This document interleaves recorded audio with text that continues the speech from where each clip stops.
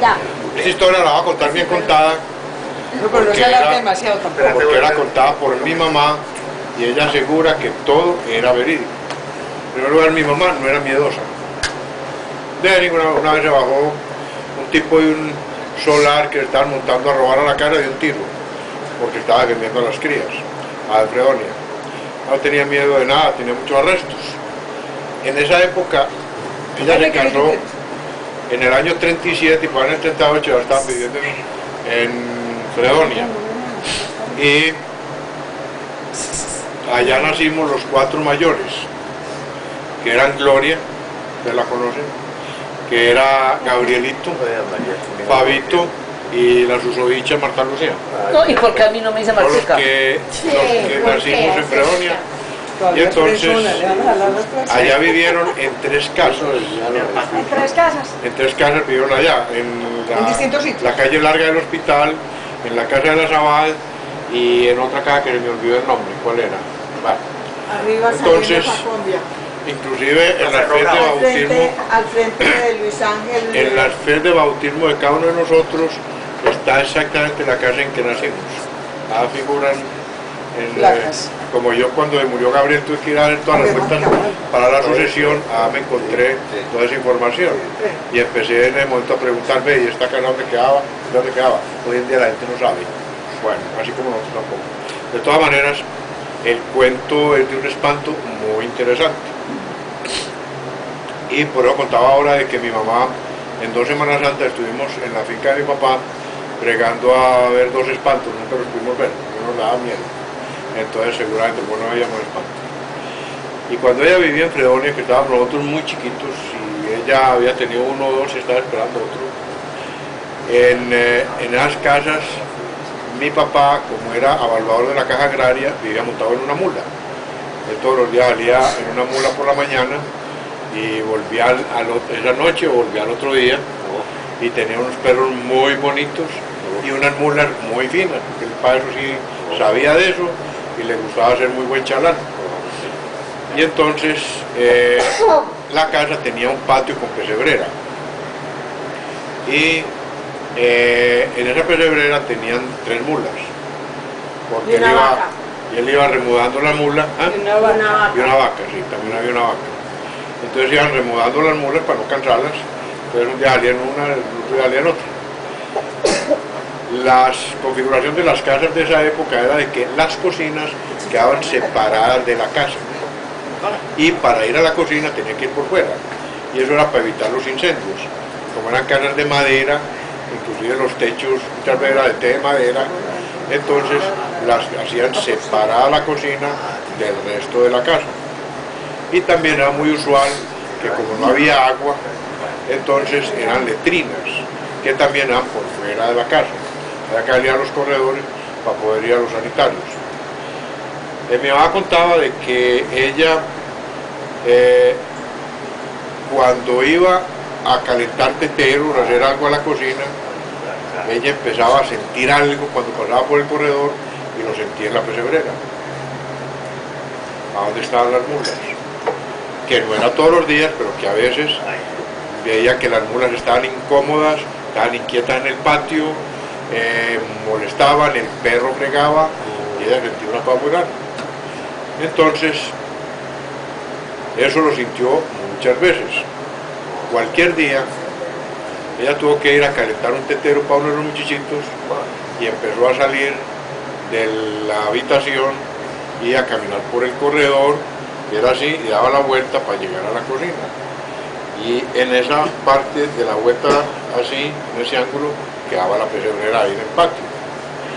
Y ella empezó a sentir una cosa en esa pesebrera, que ella dice que ella no podía haber visto nada porque no creía ver nada, pero que sí era algo terrorífico y miedoso que sentía que había en la pesebrera, y que las mulas eran desesperadas, que al punto de que ella empezó a caminar contra la pared y que era arrozuda, que se le todos los vellos así como estamos en este momento, y que caminando así contra el muro llegó hasta la cocina y que volvió a salir y que esas mulas en toda la noche no las pudieron tener tranquilas, no había quien, ella estaba sola y los perros desesperados, y que ella quedó convencida de que en esa pesebrera había un espanto.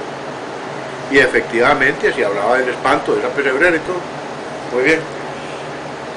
Cuando llegó mi papá el otro día, le contó pues el cuento, y como mi papá también sabía que ella era vergonzosa, no era miedosa, entonces como que le creyó y empezó a tumbar la pesebrera. Y mira, aquí era un entierro, un espanto, la seguridad. Y empezó a tumbar la pesebrera. Cuando empezó a tumbar la pesebrera, al final no encontró nada, había tumbado media pesebrera y se cansó. Muy dañino el riñón. Entonces no había, y no encontró el entierro, y ya alcanzó con él, y ya. Entonces es otra cosa.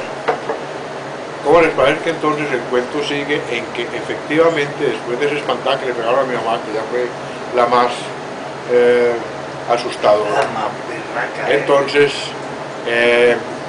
en esos días se fueron para otra casa, porque esa casa la vendieron a un arriero. A un arriero. Y entonces mi papá y mi mamá tuvieron que pasar de casa. Y pues dejaron eso ahí, la pesebrera estaba medio tumbada. El cuento sigue en que mi mamá y mi papá fueron a vivir a otra parte y el arriero se fue a vivir allá. Cuando el arriero llegó allá, de pronto se fue a contar a la casa de mi mamá, porque si ella no había sentido nada, que porque él había sentido una cosa muy grave en la pesebrera. Y mi madre no, pero a mí sí me dio un miedo una vez muy asustador, y entonces, pero no, Aníbal tumbó un paso de la pesebrera y no había nada, no pasaba nada. Entonces este arriero, como vio que la pesebrera estaba medio tumbada, la acabó de tumbar y sacó un entierro y se enriqueció. Se volvió uno de los tipos más ricos de Fredonia. Ay, En la tapia. Eso no fue en la pesebrera, eso fue en una de las tapias de una En una de las ventana. tapias que daba En para la tapia que iba para allá, para que la iba cocina. para Ay, María, Ahí la encontraron. Pero Pero acabó de ella tumbar se estaba tumbando. No, era otro sitio donde mi papá Ah, no había empezado a tumbar. no, mi papá no había tumbado algo. Óigame. Entonces, ese tipo del arriero pues tumbó y era un tipo pobre. Se volvió uno de los hombres más ricos de Fredonia. Ya tenés la cocina. No era para don Aníbal. No era para él. Eso mi mamá vivía muy convencida de eso. El espanto le sabe al que le da miedo y al que le lo van a entregar. ¿Cómo Que le que van a dar le el da entierro. miedo Hay que que Y al que le van a entregar el entierro. Eso no es para todos. Ese es un cuento. En Medellín habían dos Y de viejos. las cosas curiosas en las muertes, de uno de los cuentos que nos olvidó con mi papá, está el caso de Gerardo. Gerardo fue un muchacho fiel a mi papá, él lo educó, lo mayordomo. crió. Uno de las el- casa llevar quesito. Y Gerardo, Saluden exactamente. a mi mamá, de don Aníbal. Y Gerardo era para arriba y para abajo, y Gerardo en la enfermedad de mi papá se manejó como un príncipe. Fue el enfermero, el cocinero, todo lo hacía. El príncipe mendigo era, ¿cierto? ¿Ah? Que sea el príncipe mendigo. Sí, sí, de mendigo. Dígale que sí. Sí. Ay, Pues este era el príncipe, no el ¿por qué mendigo. le pedía mucho a tu papá? Sí, entonces, cuando la enfermedad de mi papá, Gerardo iba todos los días a ayudarle alguna cosa a mi mamá. Resulta que mi papá, que toda la vida tuvo a Gerardo, que vivía arribita porque se casó con una de las... No, él era todo. de las... Él era el todo. ¿Cómo que llamaban? Los que vivían ahí arribita de la pista. Hoyos. Exactamente. Y entonces allá vivía Gerardo. Entonces mi papá de ahí del banquito ese junto a la cocina, De la puerta de atrás. de la puerta, él cogía por encima y gritaba que tenía un bozarrón el berraco y gritaba Gerardo, y toda la región oía. Y si él no oía, alguien le llevaba la razón. Vea que usted llama don Aníbal. Y además de eso, también cogía un silbido peor que de mi señora. Y entonces el hombre oía. Y ahí mismo a ver, don Aníbal. ¿Cómo era el silbido, Luz? Marta.